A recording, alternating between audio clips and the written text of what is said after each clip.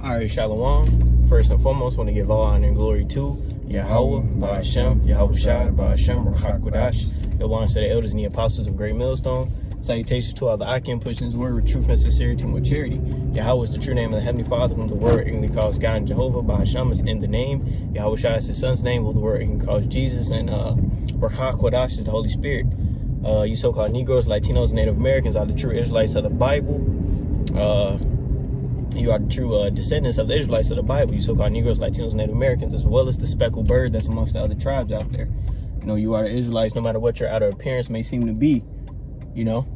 But, yeah, we the brothers from Great Millstone, Chicago. I'm Yahawah. Tazawar. Yeah, we back with you another quick impromptu lesson. It's going to be entitled, basically, well, I don't know what I'm really going to title it. You know, it'll come to us, babe. We're going to go into basically how you Jakes get punished, man, because the Lord loves you, man. Like, the stuff that Esau can get away with and these different heathens can get away with is because they don't have the rod of the Most High upon them, man. You know, that wrath, man. You know, we're going to go into it. You know, Lord, when it's edifying. This Job 21:7, it says, "Wherefore do the wicked live, become old, yea, are mighty in power." Right. And Job was saying the wicked, they prosper, you know. They got all this power and stuff, and they doing all the things that the Lord hates. So how's they doing it, you know? Yep. Verse 8 says, "Their seed is established in their sight with them, and their offspring before their eyes. Yep.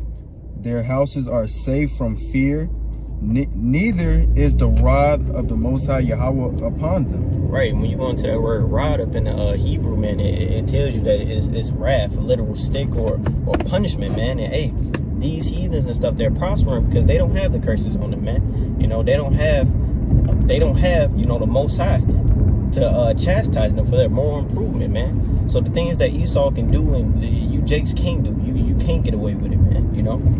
No, not as if they gonna get away with it, but hey, it tells you in 2 Maccabees, the 6th chapter, that the Lord wait till the heathens. You gonna grab it? Yeah, I got you right.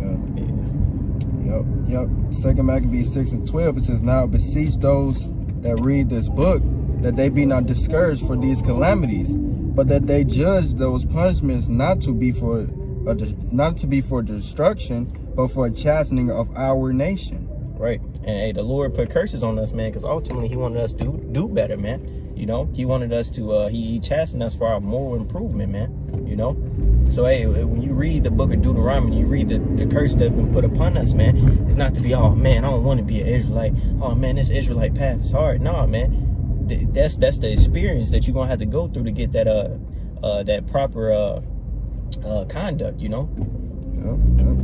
It says, "For it is a token of his great goodness when wicked doers are not suffered any long time, but forthwith punished." And it means it's a sign of his great goodness. It's a sign that the Lord loves you. It's a sign that the Lord wants you to do better, you know. That it's like that when you're punished for your wickedness, man. Like you saw, you know, they ain't gonna eat as much pork as they want, go chill out as much as they want, go commit as much wickedness as possible, all types of odious works, man. And hey, they good, man, but you Jakes gonna do it, you gonna get punished, you know. You gonna eat some pork, man. You Jakes gonna have high blood pressure, man. All type of other sicknesses, man. You know. But hey, that's because hey, the rod of the Lord is on you, man. You know. Yep. It says, "For not as with other nations, whom the Lord patiently forbear to punish, till they come to the fullness of their sins, so dealeth he with us." Right, and in the scriptures it tell you that basically the father, it's in the book of Proverbs, it tells you that basically if you love your son, he often feels I forget how it's worded, man, but it tells you gonna whoop his ass, man, basically. Because you love him, man. You want him to do better, man. But hey, these other nations, the Lord doesn't love them, man. You know, he's not coming back to deliver these nations, man. He's only coming back to deliver the elect of the nation of Israel, man. You know. I think this is what you was looking for. This Proverbs 13:24. "He that spareth his rod hateth his son." Right. And what does that mean? If you're not whooping your son or chastening your son or giving him punishment for the wrong that he doing, you hate him in actuality. You know. Because hey, you're gonna let him grow up and he gonna have that same messed up mentality. It's like you don't have that same messed up mentality, man. And hey, you just gonna be a degenerate, man. You know, it tells you in the book of Sirach, it tells you that if you chasten your son, you save his soul from hell, basically, meaning destruction, man, condemnation. You know, Right. and hey, that's what the Lord did with us. We accepted our punishment, man. It's like we accepted our punishment, man. And, you know, hey, we bearing the alienation of the Lord. You know, and we trying to get our you know, basically get that spiritual fire right now before you know, these heathens get that physical fire. You know, Right. we got something. There's more to this. It says, but he that loveth him chastiseth him times. Right, multiple times you're gonna whoop him. You know, multiple times you're gonna, you know, do something. Now on a larger scale, the Lord put curses on us, man. That's gonna follow us throughout all our generations, man. You know, he put yokes of iron upon us, man. But hey, it was all for the betterment of our nation, man. You know. Right. Back in this second Maccabees 6 and 15, this is going to, you know, back on the heathen, man, and what is going to happen. It says, lest that being come to the height of sins, afterwards he should take vengeance of us. Right? Hey, the Lord is going to take vengeance of us, but he got to let the heathens get to the height, man, get to the fullness of their sins. That's not what he does with us, because he actually cares about us, man. No, if we go off as a nation, and if our people go off, they're going to get punished. As simple as that, man. But if a heathen goes off, hey, they've been doing this and that, up, and then boom, the ultimate judgment is going to come down, man. But to touch on the chastisement, man, it's Hebrews 12 and 11. It says, now no chastising for the present seeming to be joyous, but grievous. So it don't seem good. These curses don't seem good, you know, but hey, us is coming back and trying to get repentance and come back to the good graces of the Most High. We understand that this chastisement is what? It means more judgment or punishment for more improvement, more discipline. So we can be morally improved, so we can have morals, man, so we can be able to rule in a righteous kingdom, you know? So we can be able to go through the necessary experience to be righteous rulers, man. Yep, righteous judges. Yep. It says, now no chastisement for the present seems to be joyous but grievous. Nevertheless, afterward it yieldeth the peaceable fruit of righteousness unto them which are exercised thereby. So right, hey, this is all for a betterment. Us doing this, we ain't gonna want to be going off, or we ain't gonna want to be wicked anymore. No. And hey, ultimately, our people getting that ultimate ass whooping, they reserved for the heathen judgment. Hey, they're gonna be refurnished and be better people as the Lord takes them back, man. But they have to go through these things, man. For what? And ultimately, this place being destroyed is an example for what not to do, how not to rule, how not to live life, man. Because this is going to happen, man. This place, the judgment this place is gonna get, man. You know. But yeah, man, the Lord, he's actually cares for his people. That's why I'm gonna get it. Yep. Amos 3 and 1, it says, hear this word that the Most High Yahawah have spoken against you, O children of Israel, against the whole family which I brought up from the land of Egypt, saying, you only have I known of all the families of the earth, therefore I will punish you for all your iniquities. So the Lord is going to punish us for all our iniquities. Well, the Lord is punishing us for all our iniquities, man. Why? Because the Lord only cares about us. Why? Because the Lord only knows us, man. You know, the Lord, we his children. If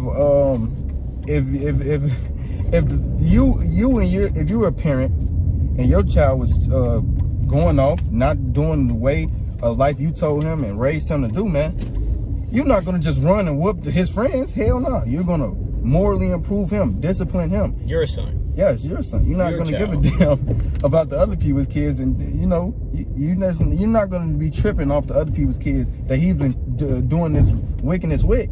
You're going to be like, what the hell is my son doing? And maybe their parents going to be like, what the hell is my son doing, a child or whatever, man. But hey, you're going to be disciplining your kid, man. Just like this Psalms. It's like Psalms 147 in 19 it says he showeth his word unto Jacob. So hey, right? His statutes and his judgments unto Israel. He have not dealt so with any nation, and as for his judgments, they have not known them. Praise ye Yahweh. So, hey, they have not known them. They have not known statutes and judgments, man. That's why we feel this ass whooping. That's why we are on the bottom. We going through all this shit, man. Yep. Hey, can you type in scourge enemies 1,000 times more? I think it's in Wisdom of Solomon. Yeah, it's like, yeah, I know what you're talking about. Because, hey, we getting punished, and it's hard on us, man. But, hey, guess what? The Lord is still going to have mercy on us, man. Now, the Lord, he's going to get a heathens a hell of an ass whooping, man. Especially Esau, man. That's right. You know? Yeah, Wisdom of Solomon, yep. 12, yep, Wisdom of Solomon 12 and 22. It says, therefore, whereas thou dost chasten us, thou scourgest our enemies 1,000 times more, to the intent that when we judge, we should carefully think of thy goodness, and when we ourselves are judged, we should look for mercy. Yep. Hey, the scripture said these nations, they're gonna get judged 1,000 times more worse, more hardly, man. You know. But hey, the Lord is still gonna have mercy on us, man. You know. You got anything else? Hey, and to expound on that, it also shows us that we should be better judges, have more merciful thinking, man.